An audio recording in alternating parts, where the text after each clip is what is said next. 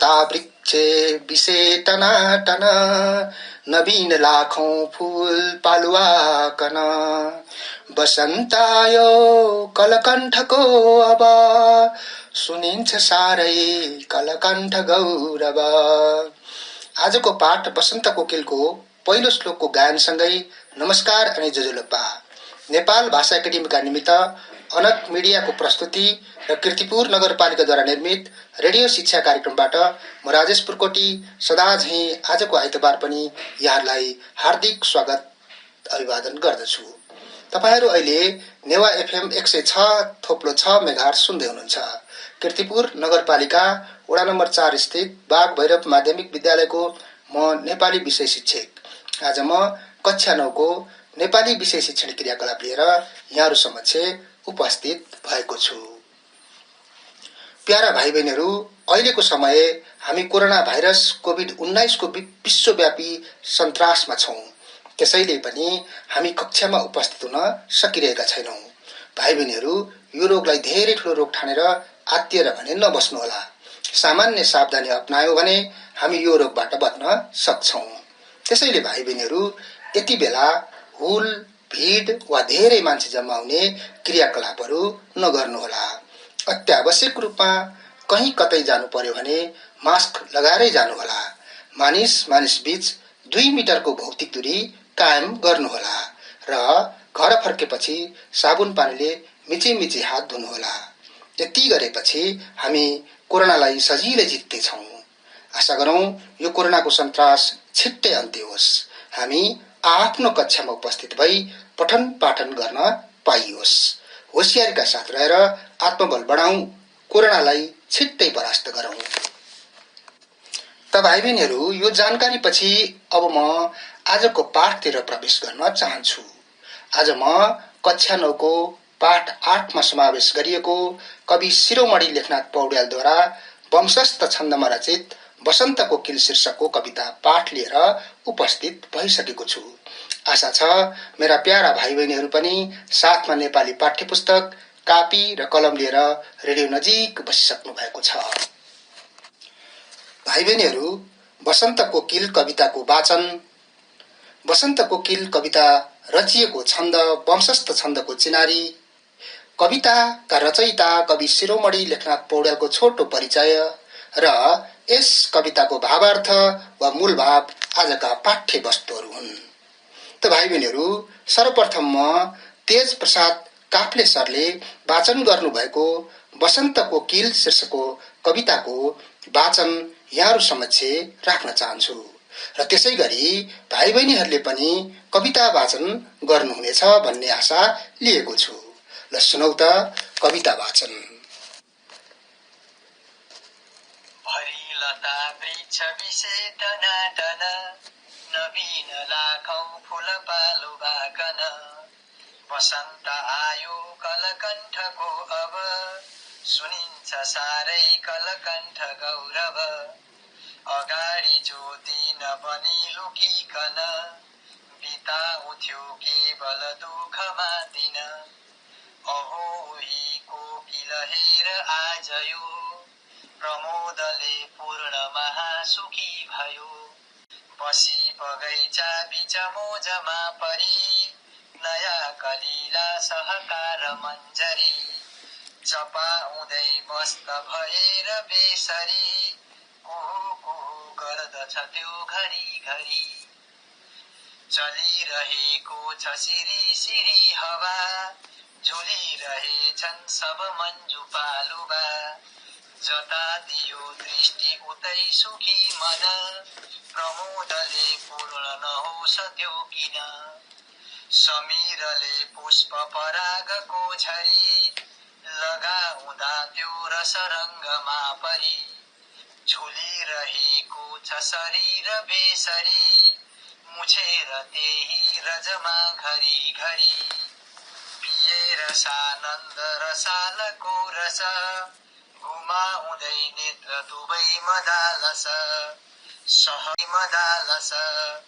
सहस्र खोली सुरिलो गलाकन घनक्क घन्काउँछ त्यो सबै वन घरी घरी भुर्र उडी अलिकति घुमेर शाखान्तरमा यताउति बडो बहाली रसिकै बनी तहाँ ढलिमली गर्दछ पालुवा महा चुचो ठड्याइकन चट्ट मन्जरी ठुगेर च्यापिकन देखिने गरी फरक्क फर्कन्छ घरी पछिल्तिर प्रसन्नता साथ लतारी पुच्छ र न शीत बाधा न त घामको डर न बागनङ्गा न त वृष्टिको पिर वसन्तको गौरवले गरिकन खुसी छ सारै कलकण्ठको मन खुसी कलकण्ठको मन कलकण्ठको मन। भाइ बहिनीहरूले मिठो लयमा वसन्तको किल कविता सुन्नुभयो हैन त? अवश्य पनि भाइ बहिनीहरूले यो कविता वाचन मन पराउनु भयो होला भन्ने आशा गरेको छु। त भाइ बहिनीहरू, यो कविता वंशस्थ छन्दमा रचिएको छ। विभिन्न छन्दहरूमध्ये वंशस्थ छन्द पनि कविहरूको प्रिय छन्द हो। अब म वंशस्थ छन्दको परिचय दिन गइरहेको छु। वंशस्थ छन्द क्रमशः जगण, तगण, जगण र रगण मिलेर बनेको 12 अक्षरको छन्दलाई वंशस्थ छन्द भनिन्छ। यहाँ गण भन्नाले 3 पूर्ण अक्षरहरूको समूह हो भाइ बहिनीहरू। यस छन्दमा ज, त, ज, र गरी 4 गणहरू हुने भएकोले 3 गुणा 4 गरी 12 अक्षरहरू हुन्छन् भाइ बहिनीहरू। यस छन्दको 5औं अक्षरमा विश्राम लिएर वाचन गर्नुपर्छ। उदाहरणका लागि म वंशस्थ छन्दमा रचिएको कविताको एक श्लोक वाचन गरेर सुनाउन चाहन्छु। म भन्छु निर्माण तिमी विनाश रे, म दुःख गर्ने र तिमी विलास रे, विकास गर्न कन एकता गर, सीता नजोरी कन अग्नि बल छर। भाइ बहिनीहरू, ज, त, ज, र गरी 4 गणको 12 अक्षरमा रचित वंशस्थ छन्दलाई 5औं अक्षरमा विश्राम वा रोकिएर जसरी मिठासपूर्ण लय निकाल्न सकिन्छ त्यसरी नै कविता वाचन गर्न सकिन्छ। त भाइ बहिनीहरूले अघि तेज प्रसाद काफ्ले सरले वाचन गर्नुभएको कविता र मैले वाचन गरेको कविता सुन्नुभयो। यसमा अवश्य पनि फरक छ, तर हामी दुवैले 5औं अक्षरमा विश्राम लिएका छौं। त यसरी 5औं अक्षरमा विश्राम लिएर यसलाई मिठासपूर्ण तरिकाले भाइ बहिनीहरूले पनि अर्कै लय हालेर पनि यसलाई गाउन सक्नुहुनेछ। त भाइ बहिनीहरूले त्यसै गरी यस कवितालाई वाचन गर्नुहुनेछ भन्ने आशा लिएको छु भाइ बहिनीहरू। वंशस्थ छन्दको यो छोटो चिनारीपछि अब म कवि शिरोमणि लेखनाथ पौड्यालको जीवनी राख्न गइरहेको छु। कवि शिरोमणि लेखनाथ पौड्याल गण्डकी अञ्चलको कास्की जिल्ला अर्घौं अर्चल्ले भन्ने स्थानमा विक्रम सम्वत 1941 साल पौष शुक्ल एकादशीका दिन पिता पण्डित दुर्गा दत्त पौडेल र माता वसुन्धरा देवीका कोखबाट लेखनाथ पौडेलको जन्म भयो। घरमै बसेर स्तोत्रहरू पढ्ने, अमरकोश र चण्डी आदिबाट शिक्षा आरम्भ गरेका थिए। लेखनाथ पौडेलले 15 वर्षको उमेरदेखि 3 धारा संस्कृत पाठशालामा भर्ना भएर व्याकरणमा मध्यमासम्मको औपचारिक अध्ययन गरेका थिए। लेखनाथ पौडेलले भीम शमशेरका नातिहरूलाई ट्युसन पढाएर नै आफ्नो जीविका चलाए। पौड्यालले संस्कृत र नेपालीमा समस्या पूर्ति कविता लेखनबाट आफ्नो साहित्यलाई अगाडि बढाउन सुरु गरे। यसरी नै उनलाई नेपाली साहित्यमा आधुनिक कालका आरम्भकर्ता, परिष्कारवादी धाराका अग्रणी कविका रूपमा पनि चिनिन्छ। यसका साथै उनलाई आध्यात्मिक पुनर्जागरण ल्याउने तथा आध्यात्मिक मानवतावादी कविका रूपमा पनि चिनिन्छ। भाइ बहिनीहरू, उनले विभिन्न कृतिहरू लेखेका छन्। लेखनाथले कविता, खण्डकाव्य, शोक काव्य, नव्य काव्य, स्तुति काव्य, महाकाव्य लगायत नाटक विधामा पनि कलम चलाएका छन्। उनका मुख्य कृति अन्तर्गत तरुण तपसी, ऋतु विचार, बुद्धि विनोद, सत्य कली संवाद पर्दछन्। उनका यी कृतिहरूले नेपाली साहित्य क्षेत्र अझै विस्तृत र फराकिलो बन्दै गयो। नेपाली साहित्य क्षेत्रलाई अगाडि बढाउन पूर्ण रूपमा योगदान पुर्याउने लेखनमा श्री 5 त्रिभुवनबाट कवि शिरोमणिको उपाधि प्राप्त भएको हो। 2011 सालमा विशिष्ट व्यक्तिहरूबाट रथ यात्राको अभिनन्दन, 2019 सालमा उनको तस्बिर अंकित हुलाक टिकट तथा 2026 सालमा मरणोपरान्त त्रिभुवन पुरस्कार जस्ता पुरस्कारबाट सम्मान गरियो। उनले जीवित हुँदा पनि पुरस्कार तथा मान सम्मान पाए भने मरेपछि पनि पुरस्कार तथा मान सम्मानको सिलसिला रोकिएन। यस्ता प्रतिभाका धनी व्यक्तित्वको विक्रम सम्वत 2022 साल फागुन 7 गते शिवरात्रिका दिन 81 वर्षको उमेरमा मृत्यु भयो। उनको अन्त्येष्टि देवघाटमा भयो। उनले यो संसारलाई सधैँ भरिका लागि विदाईका हात हल्लाए पनि उनका रचनाहरू हाम्रो नजिक छन्, स्पर्शमा छन्, स्पन्दनमा छन् र सधैँभरि स्पर्शमा छन्, स्पन्दनमा छन् र सधैँभरि रहिरहने पनि छन्। त भाइ बहिनीहरू, यो थियो कवि शिरोमणि लेखनाथ पौड्यालको छोटो जीवनी। कवि शिरोमणि लेखनाथ पौड्यालको जीवनी अध्ययन गरेर निम्न तथ्यहरू याद गर्नुहोस्। 1. जन्मस्थान गण्डकी अञ्चल कास्की जिल्लाको अर्गाउँ अर्चले भन्ने गाउँ। 2. माता पिता क्रमशः वसुन्धरा देवी र पण्डित दुर्गा दत्त पौड्याल। 3.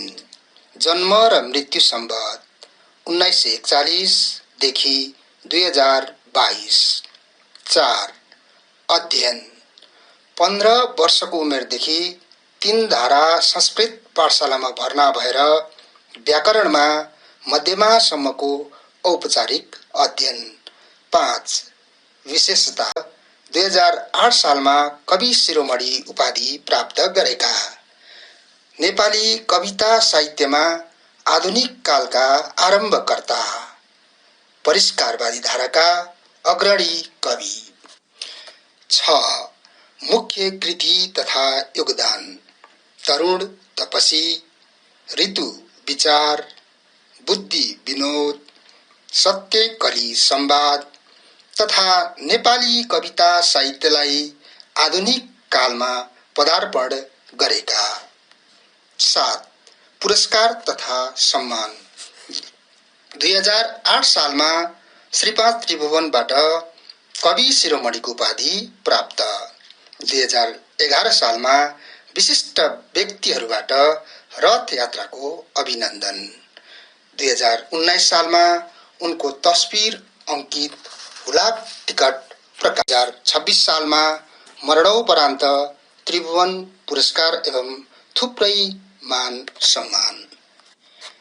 त भाइ बहिनीहरू, कवि शिरोमणि लेखनाथ पौड्यालको जीवनीका यति धेरै तथ्यहरू भए पनि वसन्त कोकिल कविताको कुनै पनि प्रश्नको उत्तर दिँदा कवि शिरोमणिको जन्म र मृत्यु सम्वत 1941 देखि 2022 लगायत आधुनिक कालका परिष्कारवादी एवं आध्यात्मिक मानवतावादी कवि भनेर विशेषता उल्लेख गर्नु राम्रो हुनेछ। भाइ बहिनीहरू, अब म कवि शिरोमणि लेखनाथ पौड्यालद्वारा रचित वसन्त कोकिल शीर्षकको कविताको भावार्थ बताउन गइरहेको छु। तपाईहरूले आफ्नो कपीमा उदागत रूपमा पनि यसलाई टिप्न सक्नुहुनेछ। मैले बताएको यो भावार्थ आफ्नो कपीमा पनि टिप्न सक्नुहुनेछ। वसन्त कोकिल। कविता साहित्यको आधुनिक कालका प्रवर्तक तथा आध्यात्मिक मानवतावादी एवं परिष्कारवादी कवि शिरोमणि लेखनाथ पौड्याल विक्रम सम्वत 1941 देखि 2022 द्वारा रचित प्रकृति परक कविता वसन्त कोकिलमा ऋतुराज वसन्त ऋतुको सौन्दर्यको चित्रण गर्दै यस ऋतुमा विशेष चहल पहल गर्ने कोइली चरीको वर्णन गरिएको पाइन्छ। यो प्रकृतिमा कोइली चरीले झैं हरेक जीव जीवात्माहरूले जन्म लिने, जीवन यापन गर्ने र यही प्रकृतिको काखमा आफ्नो भौतिक शरीर त्याग गर्ने भएकोले प्रकृति र हरेक जीव जीवात्मा बीच अन्योन्याश्रित सम्बन्ध हुन्छ भन्ने कुरालाई कवितामा मूल भावका रूपमा अभिव्यक्त गरेको पाइन्छ। कविता वसन्त कोकिलमा वसन्त ऋतुको पूरकका रूपमा सुमधुर स्वर भएको कोइली चरीलाई प्रस्तुत गरिएको छ। सर्वप्रथम त कविले कवितामा वसन्त ऋतुको मन खोलेर वर्णन गरेका छन्। चैत्र वैशाख महिनाको अवधिलाई वसन्त ऋतु भनेर चिनिन्छ। यो ऋतुकाल मौसमी र प्राकृतिक सौन्दर्य दुवै दृष्टिकोणले अति नै उत्तम समय हो। शिशिर यामको उजाड प्रकृति यो समय हराभरा भएर देखा पर्छ। हरेक नयाँ र कोमल पालुवाहरू पलाउँछन्। पालुवा बढ्दै जाँदा हरेक वृक्षहरूमा लाखौं फूलहरू फुलेर वन पाखा डाँडा काँडा सर्वत्र फूलहरूको इन्द्रेणी मुस्कुराउन थाल्छ। रुख लहरा नवीन पालुवा लाखौं फूलहरूले भरिपूर्ण भई वसन्त ऋतुमा प्रकृति सुरम्य देखिन्छ। भर्खरै शिशिर ऋतुको जाडो सकिएर बिहानीको झैं कलिलो घामले तुषारोको चिन्ता दूर गरेको हुन्छ। चर्को घाम र अतिवृष्टिको पीडा पनि यो समय कसैले बेहोर्नु पर्दैन। न प्रचण्ड गर्मी न त हिउँदे ठण्डी। यो मौसम हरेक प्राणीका लागि अति नै उत्तम रूपमा देखा पर्दछ। अझ शिरशिर चल्ने हावाले पालुवाहरू फरफराउँदै फूलबाट झरेका पुष्प परागका कणहरू चारैतिर फैलिँदा वासन्ती पवनको मिठो सुवासले वातावरण नै रोमाञ्चक बन्दछ। यसरी कविले कवितामा वासन्ती प्रकृतिको सुन्दर चित्रण गरेको पाइन्छ। यो सुन्दर प्रकृतिको मनमोहक रूप देखेर कोइली चरी रनवन र गाउँ बेसी कुन्जाउँदै मिठो स्वरमा कुहु कुहु गरेर बोल्न थाल्छ। जाडो याममा चुपचाप बस्ने कोइली चरीका निम्ति यो चित्ताकर्षक वसन्त ऋतु सक्रियता र रोमाञ्चको समय हो। शिरशिर चल्ने हावाको धुनमा कोइली चरीले आफ्नो सुमधुर स्वर लहरीले गीत गाएको अनुभूति हुन्छ। यसरी हेर्दा कोइली चरी यो प्रकृतिको ढकी गाएका हुन् भन्ने भान हुन्छ। कोइली चरी आनन्दले रुखको एक हाँगाबाट अर्को हाँगा गर्दै अति नै प्रफुल्ल देखिन्छ। कहिले फूलको बगैँचा बीच पुग्ने त कहिले भर्खरै फुलेका आँपको मन्जरी ठुङ्दै चपाउँदै र त्यसैको रज वा पुष्प परागमा आफ्नो शरीर ढलिमली पार्दै मनको उन्मादलाई व्यक्त गरिरहेको कोइली देखेर कविले प्रकृतिको सुन्दरताको एउटा अङ्गका रूपमा रहेको कोइलीको चञ्चल स्वभाव र सृजनशील व्यवहारलाई मानिसका क्रियाकलापसँग दाँजेर मानवीकरण गरेका छन्। उसको स्वभावलाई प्रकृतिको सुन्दरताबाट मोहित र आनन्दित हुने लहडी कलाकारसँग तुलना गरेका छन्। जाडो र गर्मीको एकदमै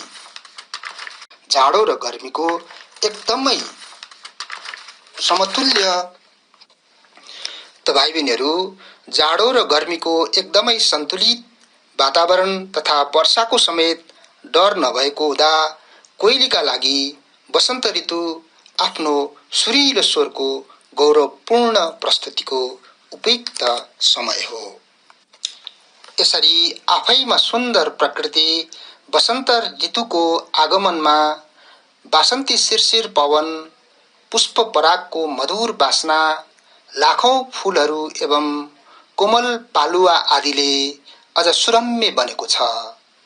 जाडो र गर्मीको सन्तुलित वातावरण तथा वर्षाको समेत डर नभएको हुँदा कोइलीका लागि वसन्त ऋतु आफ्नो सुरिलो स्वरको गौरवपूर्ण प्रस्तुतिको सही समय बनेर आएको यस ऋतुमा कोइली हाँगामा डुल्नु, पुष्प परागमा लडीबुडी खेल्नु, आँपको मन्जरी चपाउँदै कुहु कुहु सुमधुर स्वर लहरीले डाँडा पाखा गुन्जाउनु, आँखाहरू यताउता नचाउनु र मानव जातिलाई लोभ्याउँदै फरक फुरुक गर्नु कोइलीको सुन्दर क्रियाकलापहरू हुन्।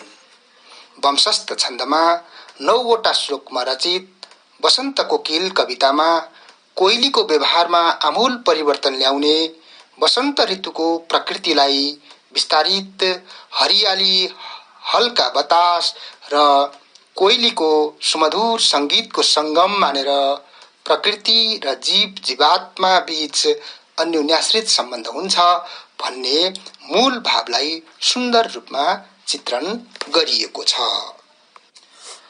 त भाइ बहिनीहरू, अहिले मैले वसन्त कोकिल कविताको भावार्थ सुनाए।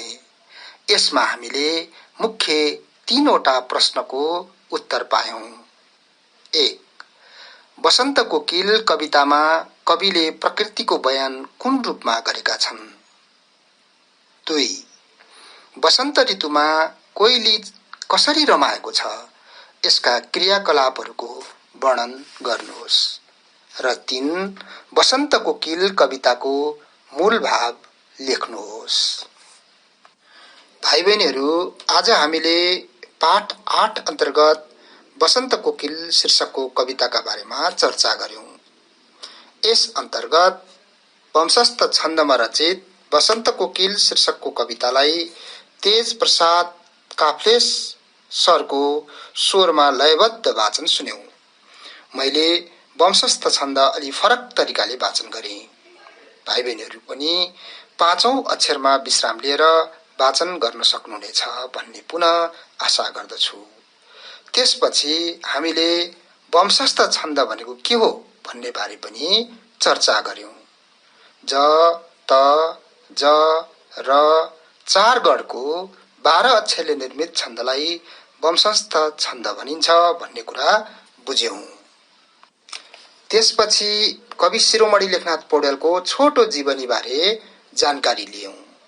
जीवनीबाट कवि शिरोमणि लेखनाथ पौड्यालको जन्म विक्रम सम्वत 1941 र मृत्यु 2022 अनि कविता साहित्यमा आधुनिक कालका आरम्भकर्ता, परिष्कारवादी एवं आध्यात्मिक मानवतावादी कवि शिरोमणि पौड्यालका मुख्य चिनारी वसन्त कोकिल शीर्षकको हरेक प्रश्नोत्तरमा उल्लेख गर्नु राम्रो हुन्छ भन्ने बारेमा विशेष ज्ञान लियौं।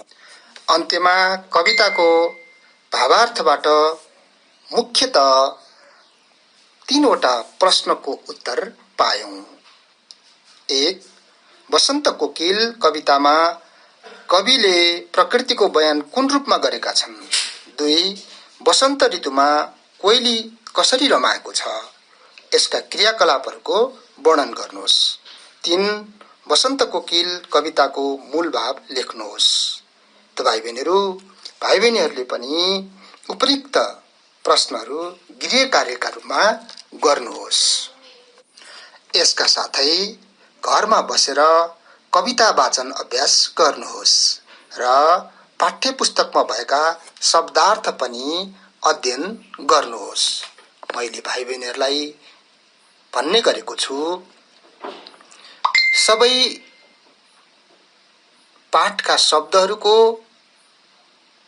अर्थ पाठमै नदिएको पनि हुन सक्छ, त त्यति बेला भाइ बहिनीहरूले शब्दकोशको सहायताले शब्दको अर्थ खोज्न सक्नुहुनेछ। त भाइ बहिनीहरू, अब हामी कार्यक्रमको अन्त्यतिर आइसकेका छौं।